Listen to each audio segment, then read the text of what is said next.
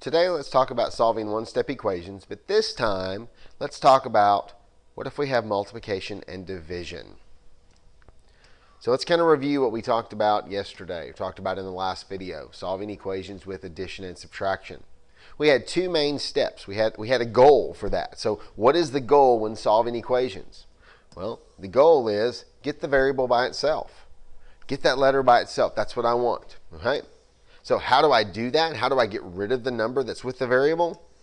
Well, in addition and subtraction, we add the opposite. It's exactly what we do. If I have a 5, I'm going to add a negative 5 to turn it to a 0 to make it go away. Okay? But what if, and in today's lesson, what if you had a multiply-divide problem, such as 3x is equal to negative 18? Okay? Well, what we have to do is we've got to still get the letter by itself, but how do I do that? Well, in multiply-divide, what we're going to do is our goal is still the same. It's still get that variable by itself. But how do I get rid of that number that's with the variable? Well, in addition and subtraction, we added the opposite. Okay? But in multiply, we're going to do the opposite in multiply-divide. So if we have a multiply problem, we're going to do a division problem to get rid of it. If we have a division problem, we're going to do a multiplication problem to get rid of it. So let's go back and look at this one. So what this one basically says is that I've got 3x's and that's equal to negative 18.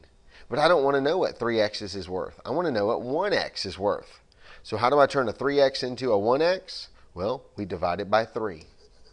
Because 3 divided by 3 becomes 1x, or just plain old x. And again, just like yesterday when we talked with an equation, if I do something to one side, I have to do it to the other. So if I divide this side by 3, I need to divide this side by 3 as well. So negative 18 divided by 3, well, 18 divided by 3 gives us 6. And in a division problem, one negative makes the answer negative. So if I were to take this negative 6 and plug it back in up here, 3 times negative 6, does that give me negative 18? Yes, it does. And that's what we do with multiply. If we have a multiply by, we do a divide by to get rid of it. Okay? But what if I had a divide by?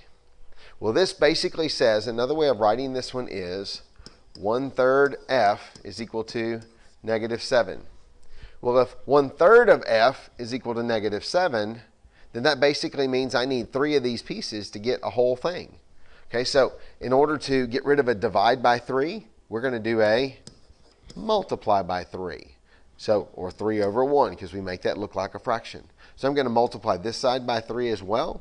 So these 3's then, this 3 on top and this 3 on bottom, will divide out and turn that into 1f, or just a plain f, which is equal to, now negative 7 times 3 gives us negative 21. One number negative makes the whole problem negative. So if 1/3 of an f is equal to negative 7, what I really need is I need 3 of these pieces. So I need 3 of the negative 7's. So that turns it into a multiply problem.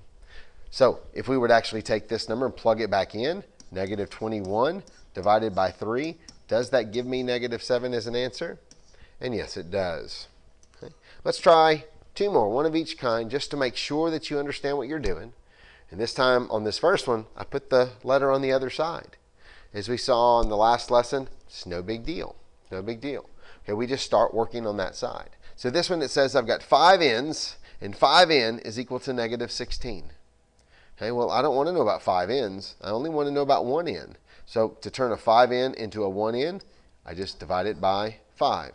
And if I do that to one side, we do it to the other side also. Now you're really going to like this one. This one's going to be an interesting answer. So here when I divide these 5's out, I end up with n is equal to, and now I've got negative 16 over 5. Now what we've talked about in the past when we dealt with just basic operations is that we had to take this as an improper fraction and turn it into a mixed number. Well, in algebra, we really don't like mixed numbers. So as long as the numerator and denominator do not have any common factors, we can say the fraction is simplified. Negative 16 over 5 is a perfectly fine answer in algebra, because the 16 and the 5 don't have anything in common other than 1 as a common factor. So if I were to take this and plug it back into the problem, would it work? Well, let's just see. Negative 16 equals 5 times the value of n, which is this one right here, which is negative 16 divided by 5. Well, in order to multiply fractions, we know we have to have fractions. And we've learned that we can simplify any top with any bottom. So this 5 and this 5 will actually divide out, and we end up with negative 16 is equal to, well, 1 times negative 16 is negative 16, and 1 and 1 just make 1. So negative 16 does equal negative 16, and it works. So this is a perfectly fine answer when we're dealing with algebra.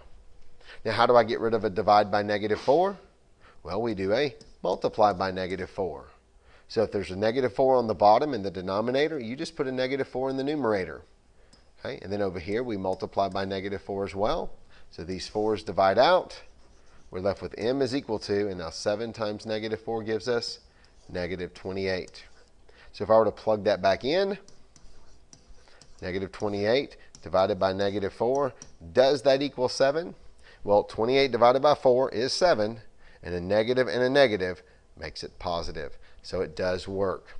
So let's kind of review real quick. So what is our goal in solving equations? Our goal is still to get the variable by itself. But how do I do that with multiply and divide? Instead of add the opposite, we do the opposite. If it's a multiply, you do a divide. If it's a divide, you do a multiply.